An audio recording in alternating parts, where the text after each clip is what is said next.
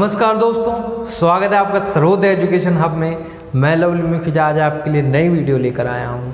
आज अपन पढ़ेंगे नहीं, आज अपन कुछ ट्रिक्स के बारे में बात करेंगे।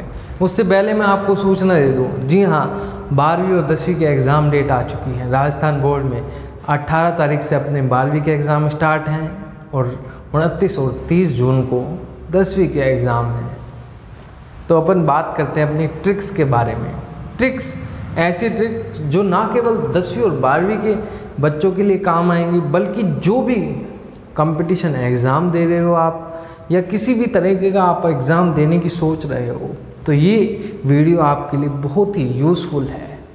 इसे प्लीज़ लाइक करें, शेयर करें, चैनल को सब्सक्राइब करें। तो चलिए शुरू करते हैं, अपन अपनी ट्रिक्स के बारे में बात करते हैं।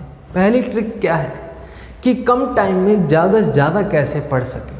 दूसरी, जो पढ़ा हुआ है उसे याद कैसे रखें। इसके लिए मैंने कुछ बेस तैयार किया है। बेस क्या है कि जो अपन क्लास में हैं या अपने चारों तरफ का एटमॉस्फेयर है, अपन देखते हैं कि 4 तरह के स्टूडेंट्स होते हैं। कौन कौन से? एक वो जिन्होंने लॉकडाउन का पूरा फ़ायदा उठाया, 100% फ़ायदा उठाया और अपने कोर्स को 100% याद कर लिया। उनको कोई दिक्कत ही नहीं, परफेक्ट तरीके से इन्होंने पढ़ा। दूसरे वो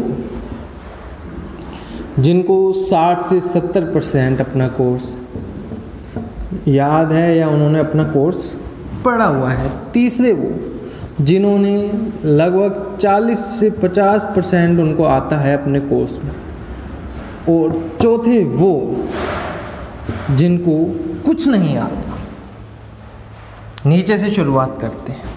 जिनको कुछ नहीं आता वो क्या सोचते हैं, यार अभी तो एग्ज़ाम में टाइम है, आज रात से पढ़ूंगा। रात को सोचते हैं यार अब तो सो जाता हूँ, चल कल पढ़ लूँगा।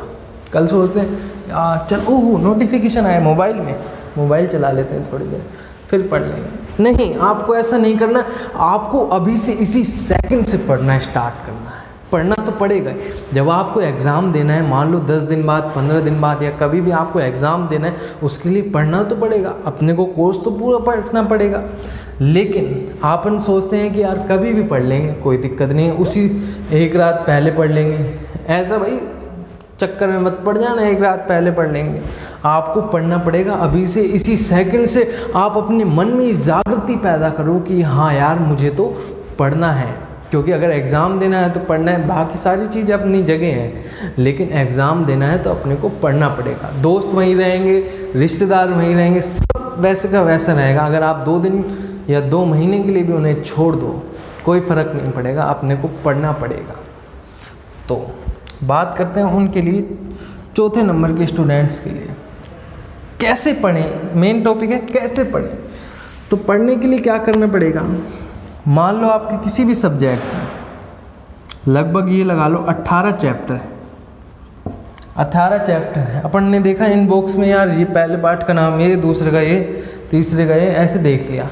अब अपन देखते हैं सबसे सरल पार्ट कौन सा लग रहा है, जो नाम आपको पढ़ने में इंटरेस्टिंग लग रहा है ना, उस चैप्टर को आप उठा लो, आप उसे पढ़ो, उसके ऊपर क्वेश्चंस हल करो उसके, फिर उसका रिवीजन करो। मेन बात है रिवीजन। आपने एक बार पढ़ लिया कोई बात नहीं, लेकिन जब तक आप उसका रिवीजन नहीं करोगे उसको आप याद नहीं रख सकते हैं। फिर देखा यार ये पढ़ लिया, दूसरा पढ़ लिया, तीसरा पढ़ लिया, ऐसे आपको लगभग 6, 7, 8 चैप्टर पढ़ लेने। ज़्यादा नहीं पढ़ना, केवल 6 से 7 चैप्टर। मैं आप गारंटी लेता हूँ आपके 60% मार्क्स सिक्योर कर लोगे आप। लेकिन 6 से 7 जो चैप्टर हैं वो कौन से पढ़ें, जो पढ़ने में आसान, जो समझने में आसान हो, लेकिन जो नंबर ज़्यादा के। अपन देखते हैं ये 4 नंबर का है, ये 5 नंबर का, ये 3 नंबर का। अपने को देखने जो सरल है और ज़्यादा नंबर के चैप्टर हैं उन पर अपने को फोकस करना है। और जो बहुत ही ज़्यादा सरल हैं, चाहे वो ज़्यादा नंबर के नहीं हैं, उन्हें भी अपन को अपने कोर्स में लेकर चलना है। तो इस तरीके से कुल 6 से 7 चैप्टर आप क्लियर कर लो। आप, मैं गारंटी लेता हूँ आप 60% नंबर उसमें ला सकते हो। फिर अपन बात करते हैं जिन्होंने 40 से 50% अपना कोर्स पढ़ रखा है। यार मैंने 18 चैप्टर हैं, लगभग 9-10 चैप्टर अपन ने पढ़ रखे हैं, तो अब अपन देखते हैं यार नंबर कैसे ज़्यादा लेके आए। कोई दिक्कत नहीं, आपने जो 9 से 10 चैप्टर पढ़ रखे हैं उनका रिवीजन करो, रिवीजन करो। आप उनका रिवीजन करोगे तो आपको ज़्यादा से ज़्यादा फ़ायदा होगा। फिर उसके बाद देखते हैं अपन कि चलो 9 से 10 चैप्टर याद हैं, उसका रिवीजन भी कर लिया। उसमें मेन बात आती है उसकी क्वेश्चन की प्रैक्टिस। क्वेश्चन बैंक है या नेट पे भी आपको कई तरीके के क्वेश्चन मिल जाएंगे, या आप यूट्यूब पे भी आपका जो भी चैप्टर है उसका नाम सर्च कर लेना, कई तरीके के टीचर आ जाएंगे। एक नहीं, लगभग 100 टीचर आपको पढ़ाने के लिए वहाँ पर आ जाएंगे। आप पढ़ के तो देखो कितना मज़ा आता है। उसके बाद अपन बात करते हैं जिनको 60 से 70% जिन्होंने पढ़ रखा है, उनको क्या लगता है यार मैंने 60 से 70% पढ़ रखा है अब यार, और जब वो एग्ज़ाम देते हैं ना उनको लगता है कि मेरे 96, 97, 98 नंबर आ जाएंगे। लेकिन जब रिज़ल्ट आता है, बट जब रिज़ल्ट आता है तो उनके नंबर होते हैं 60, 70, 75, बस इतने। ऐसा क्यों होता है? ऐसा इसलिए होता है क्योंकि उन्होंने जो पढ़ रखा है उसका एक तो रिवीजन नहीं कर रखा, और एक उनको लगता है कि हमें सब कुछ याद है। नहीं, आपने जो पढ़ रखा है, मैं बार बार एक ही बात रिपीट कर रहा हूँ कि revision revision revision revision is the most common factor. Revision आपको करना ही पड़ेगा।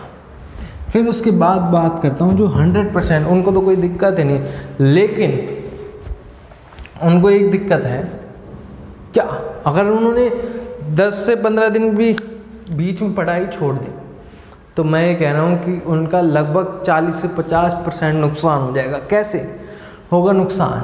मान लो एक चैप्टर में उनको पता है कि हमने पूरा चैप्टर पढ़ रखा है, लेकिन उसमें से 1 से 2 टॉपिक भी अगर उनके मिस हो गए, 1 से 2 टॉपिक भी अगर उनके मिस हो गए, तो ऐसे करते करते पूरे कोर्स में लगभग उनका 30 से 40% का नुकसान हो जाएगा। लेकिन अपने को ऐसा करने से बचना है। अपने को अपने सिलेबस पे एक रैंडम इनबॉक्स के तौर पर उसे लेकर चलना है, कैसे हम उस पर आगे बढ़ें। अब दूसरी बात है कि अपन पढ़ा हुआ याद कैसे रखें। अपन भूल जाते हैं, उसका रीज़न क्या है? रीज़न इज़ रिवीज़न, कि हमने उसका रिवीज़न नहीं किया। हमने पढ़ तो लिया लेकिन उसका रिवीजन नहीं किया। मैं बार बार वही बात कहूँगा कि revision revision revision revision revision, जितना आप उसका रिवीजन करोगे, उसको जितना दोहराओगे, वो चीज़ उतनी आपको याद रहेगी। चाहे आप 6 से 7 चैप्टर पढ़ लो, फिर भी उसका रिवीजन ज़रूरी। चाहे आपने पूरी किताब पढ़ रखी है, उसका रिवीजन करो, ये मेन बात। और फिर मैं आपको वही बात कहता हूँ कि अगर आपने अब भी अपना मन नहीं बढ़ाया पढ़ने का, आप अभी से इसी सेकंड से सोच लो कि यार हमें तो पढ़ना है, पढ़ना है तो पढ़ना है। ये आप अपने मन को, अपने जागृति पैदा करो। चलो आज के लिए इतना, धन्यवाद।